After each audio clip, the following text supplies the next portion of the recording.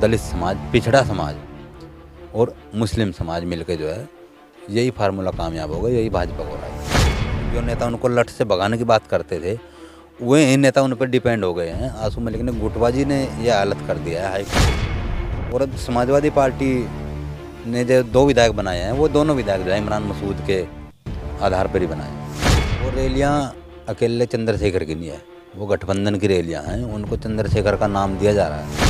जो अब विधायक बनते हैं वो तो उस 2012 में तीसरे नंबर पर थे, तो उनको तो इमरान मसूद का साथ मिला तो वो विधायक बन गए। नहीं तो वो दलित समाज जो है आज भी अगर आप किसी से बात करेंगे तो बहन जी को ही अपना नेता मानता है, बसपा को ही अपनी पार्टी मानता है। अगर ओवैसी सांप्रदायिकता की राजनीति करेंगे तो मुस्लिम समाज उसके विरोध में भी है। आंसू मलिक ने पार्टी को ख़त्म करने का काम किया है और निश्चित रूप से इसका रिजल्ट जो है निकाय चुनाव में आंसू मलिक को भी दिख जाएगा और समाजवादी पार्टी को भी दिख जाएगा।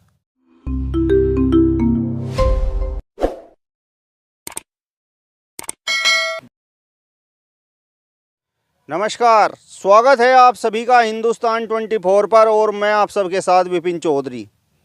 उत्तर प्रदेश में निकाय चुनाव को लेकर सरगर्मियां तेज हो गई हैं। सत्ताधारी पार्टी भाजपा निकाय चुनाव पर नज़र बनाए हुए है।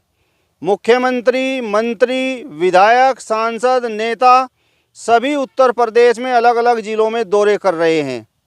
अब सबसे बड़ा सवाल ये है कि निकाय चुनाव में भारतीय जनता पार्टी को आखिर कौन सी पार्टी टक्कर दे पाएगी। इस विषय पर ही आज हम बातचीत करेंगे और बातचीत करने के लिए युवा नेता करण चौधरी जी हमारे साथ में मौजूद हैं। करण जी, बहुत बहुत स्वागत करता हूं आपका हिंदुस्तान 24 पर। जी धन्यवाद, आपका भी स्वागत है। मेरा आपसे सबसे पहला सवाल ये है कि निकाय चुनाव का बिगुल बज चुका है, भारतीय जनता पार्टी बड़ी ज़बरदस्त तैयारी में है, तो आपको क्या लगता है भारतीय जनता पार्टी को टक्कर आखिर कौन सी पार्टी देती हुई नज़र आ रही है? विपिन जी, पिछली बार भी जो है अपने क्षेत्र में भी, जिला में भी और आसपास में भी जो है बसपा के ही प्रत्याशी सबसे ज़्यादा जीते थे। और इस बार भी उम्मीद यही है कि बहुजन समाज पार्टी भाजपा को टक्कर दे सकती है। आप कह रहे हैं कि बहुजन समाज पार्टी भारतीय जनता पार्टी को टक्कर दे सकती है, तो समीकरण किस तरीके के हैं, किस तरीके से आप इतनी बड़ी बात बोल रहे हैं?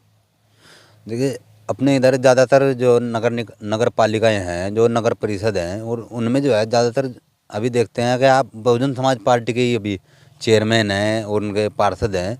तो इस बार तो उससे भी ज़्यादा बढ़कर जो फार्मूला बना है और दलित का, पिछड़ों का, मुस्लिमों का जो फार्मूला है, ये निश्चित रूप से भाजपा को टक्कर भी देगा और ज़्यादातर जगहों पर उनको जो है परास्त करने का भी काम करेगा। दलित, पिछड़ा, मुस्लिम का जो समीकरण है ये बहुत मजबूत फार्मूला है और दलित समाज मजबूती से बहुजन समाज पार्टी के साथ खड़ा है।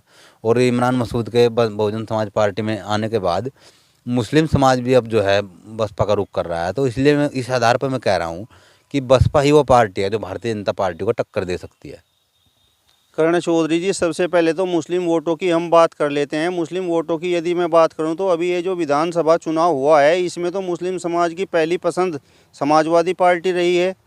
तो इमरान मसूद के आने के बाद इतना फ़र्क पड़ जाएगा, मुस्लिम समाज एकदम से समाजवादी पार्टी को छोड़कर बसपा की तरफ आ जाएगा?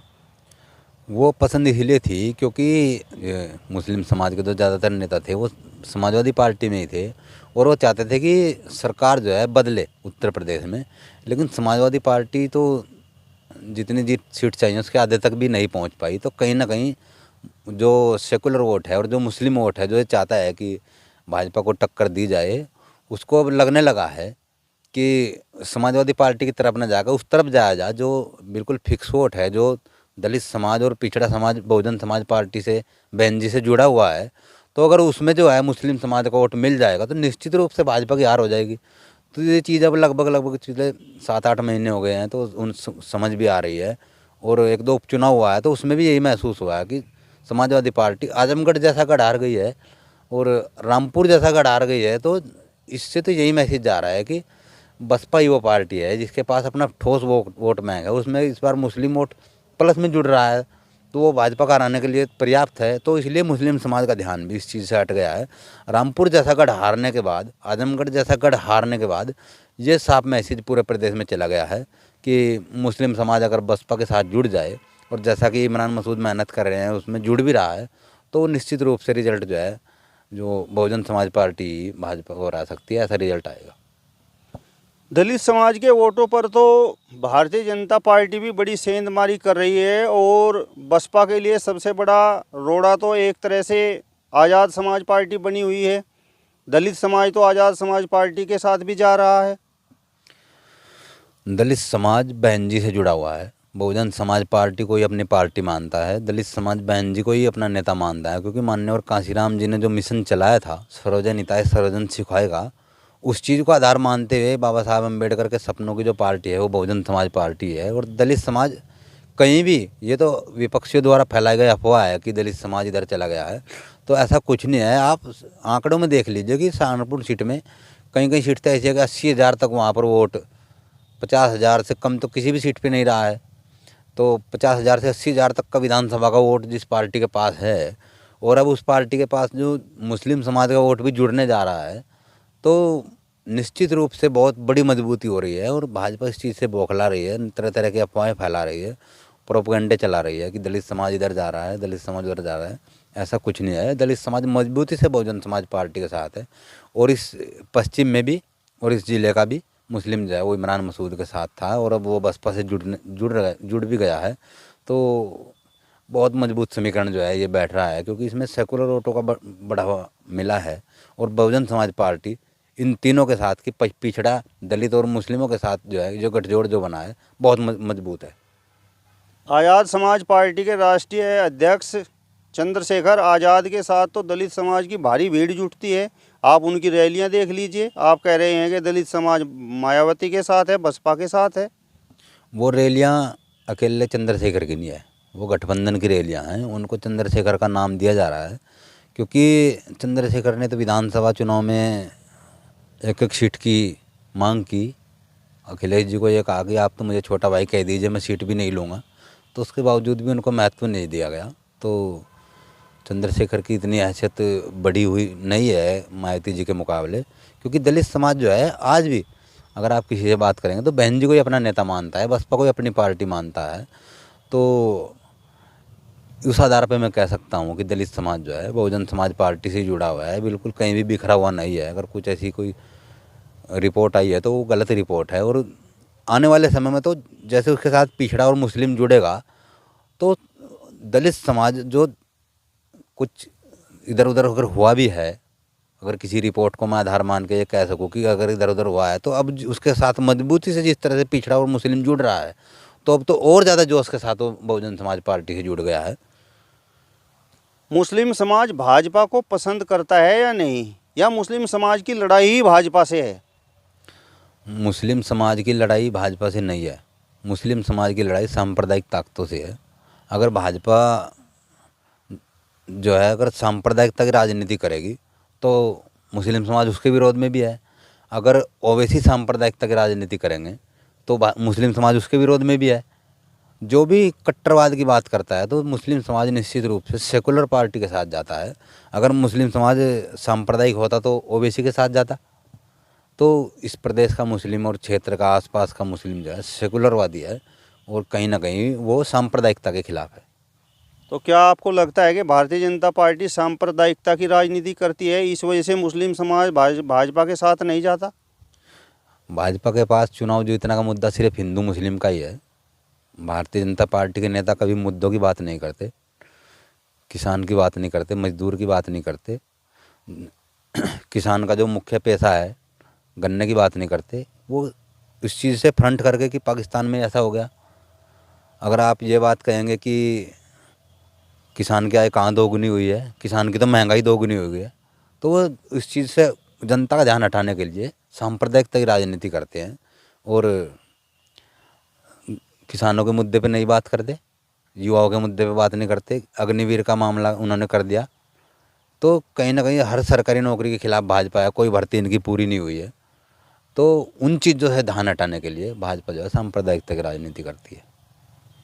जब मुस्लिम समाज भारतीय जनता पार्टी को जिस तरीके से आप कह रहे हैं कि पसंद नहीं करता है, तो वो बसपा को पसंद क्यों करेगा? क्योंकि बसपा को तो भारतीय जनता पार्टी की बी टीम कहा जाता है। मुस्लिम समाज बसपा को अब इसलिए पसंद करेगा क्योंकि जो रिजल्ट विधानसभा चुनाव में मुस्लिम समाज ने देख लिया, एक तरफा वोट दे के समाजवादी पार्टी को देख लिया और रिजल्ट उनके मुताबिक नहीं आया, तो उस चीज़ से उनका मन उब गया है। तो अब वो उस फार्मूले की तरफ आ रहे हैं जिसने 2007 में भी कामयाबी मिली। 4 बार बहन जी को इस प्रदेश का सीएम उसी फार्मूले ने बनाया है। दलित समाज, पिछड़ा समाज और मुस्लिम समाज मिलके जो है, यही फार्मूला कामयाब होगा, यही भाजपा को रहेगा। लेकिन जिस समय भाजपा के खिलाफ बोलने का नंबर आता है उस समय तो मायावती कहीं ना कहीं बैक फुट पर नजर आती हैं, अपना मुंह खोलती ही नहीं। बहन जी के बारे में ये गलत बात किसी ने आपको बताई है, ये अफवाह है। तो कहीं ना कहीं क्योंकि उपराष्ट्रपति के चुनाव में उन्होंने न्यूट्रल रहे और राष्ट्रपति के चुनाव में उन्होंने राष्ट्रपति के चुनाव में समर्थन एनडीए को इसलिए दिया क्योंकि राष्ट्रपति की उम्मीदवार एक आदिवासी महिला थी और पहली बार एक आदिवासी महिला को राष्ट्रपति के पद पर बैठने का मौका मिल रहा था। तो निश्चित रूप से बहन जी ने महिला सशक्तिकरण की तरफ एक कदम बढ़ाया है और एक आदिवासी महिला को अपना समर्थन दिया है। तो वो कहीं भी भाजपा के साथ नहीं है कि वो तो एनडीए की उम्मीदवार हैं और उनको समर्थन बहुजन समाज पार्टी ने इसलिए दिया क्योंकि आदिवासी महिला को आगे बढ़ाया जाए। और ऐसे गांवों से भी आती हैं जहां पर अब तक विकास की कोई चिड़िया तक नहीं पहुंच पाई। भारतीय जनता पार्टी जिस विकास का दावा करती है, उनके गांव में जिन राष्ट्रपति जी की जो उम्मीदवार थी द्रौपदी मुर्मू, उनके गांव में तब तक कोई भी विकास नहीं हुआ। तो ऐसी महिला अगर आगे सामने आएगी तो उन क्षेत्रों का भी विकास हो सके, यही बात सोचते हुए बहुजन समाज पार्टी ने राष्ट्रपति की महिला उम्मीदवार को समर्थन दिया था।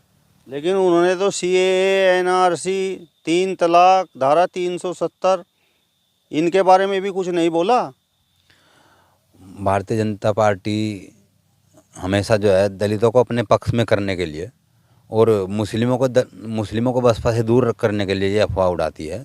तो कहीं ना कहीं आप राज्यसभा की बातें देख लीजिए या लोकसभा में कहीं भी, तो बसपा एक राष्ट्रीय पार्टी है, उसका इतना कम जनाधार नहीं है कि आप देख लीजिए कि कहीं ना कहीं हर मुद्दे पे मुस्लिम समाज के साथ ही नहीं, उनको पिछड़ों के मुद्दे पे भी बोलती हैं, दलितों के मुद्दे पे भी बोलती हैं। पूरे देश में दलित समाज उनसे इसलिए जुड़ा हुआ है क्योंकि जो उनके भले के काम है, जो उनकी आवाज़ उठाने के काम है, वो हमेशा से बहुजन समाज पार्टी और बहन कुमारी मायावती ने किया है। इमरान मसूद बसपा में आ गए हैं तो ये जो निकाय चुनाव है इसमें किस प्रकार का प्रभाव डाल पाएंगे? सहारनपुर में मेयर और कई नगर निकायों के चेयरमैन जो है बहुजन समाज पार्टी के बनने जा रहे हैं। उसमें बहुजन समाज पार्टी का जो कोर वोटर है और इमरान मसूद की जो मेहनत है, जितनी मेहनत वो कर रहे हैं आज के समय में, आप देख लीजिए कि कौन ऐसा नेता है जिला सहारनपुर में या आसपास जिसका स्वागत इधर जौनपुर, आजमगढ़ में भी हो रहा है, संभल में भी हो रहा है, सहारनपुर में भी हो रहा है और उधर नैनीताल में भी हो रहा है, हरिद्वार में भी हो रहा है। कोई नेता ऐसा नहीं है ना, जितनी मेहनत इमरान मसूद कर रहे हैं और जिस हिसाब से उनके साथ बसपा का कोर वोट जुड़ रहा है, तो उसका परिणाम जो है जिला सहारनपुर में ये आएगा कि ज़्यादा चेयरमैन और मेयर जो है वो बहुजन समाज पार्टी के बनेंगे। लेकिन उनके विपक्षी नेता तो लगातार ये बात कहते हैं कि इमरान मसूद का वो दौर चला गया जब उनके पास वोट हुआ करता था। इमरान मसूद के पास वो दौर ज्यों का त्यों है और वो उन्होंने 2012 में भी दिखाया है, जब नरेश सैनी सिर्फ 500 वोट से हार गए थे और जो अब विधायक बनते हैं वो तो उस 2012 में तीसरे नंबर पर थे।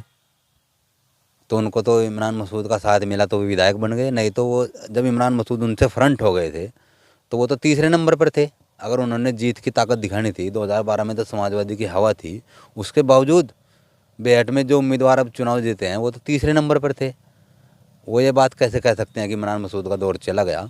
और 2017 में आप देख लीजिए, वो कांग्रेस पार्टी में थे, हर सीट पर लगभग 1 लाख के करीब का वोट हर विधानसभा सीट पर इमरान मसूद ने हासिल किया और वही कांग्रेस है। अब 2022 में आप देख लीजिए, पूरे ज़िले में उसे 10-15 हज़ार वोट पर सिमट गई है। तो जो वोट कांग्रेस में था वो इमरान मसूद का था और अब समाजवादी पार्टी ने जो 2 विधायक बनाए हैं वो दोनों विधायक जो है इमरान मसूद के आधार पर ही बनाए हैं। चर्चाएं तो ये होती हैं कि इमरान मसूद का प्रभाव मुस्लिम वोटों पर था, लेकिन मुस्लिम समाज में अब आसू मलिक, उमर अली खान, फजलुर रहमान जैसे बड़े नेता पैदा हो गए हैं। मुस्लिम समाज अब उनके साथ लग चुका है। आसू मलिक जैसे नेताओं ने तो गुटबाजी करने का काम किया है। इस ज़िले के कई ऐसे नेता हैं जिनका हक वो आसू मलिक ने मार लिया है। और कहीं ना कहीं अब बहुत सारे नेता समाजवादी पार्टी में जो जिला सहारनपुर के ऐसी हालत कर दिया है कि जो नेता उनको लठ से भगाने की बात करते थे वे नेता उन पर डिपेंड हो गए हैं। आसू मलिक ने गुटबाजी ने यह हालत कर दिया है, हाईकमान के पास गलत खबरें पहुंचा के आसू मलिक ने पार्टी को ख़त्म करने का काम किया है। और निश्चित रूप से इसका रिजल्ट जो है निकाय चुनाव में आसू मलिक को भी दिख जाएगा और समाजवादी पार्टी को भी दिख जाएगा। चलिए, तो युवा नेता कर्ण चौधरी सिरस्का जी को आपने सुना, जिन्होंने बताया है कि निकाय चुनाव में भारतीय जनता पार्टी को केवल और केवल बसपा ही टक्कर दे सकती है। फिलहाल इस वीडियो में बस इतना ही। अगली वीडियो में फिर आपसे मुलाकात होगी, तब तक बने रहिए हिंदुस्तान 24 के साथ। नमस्कार।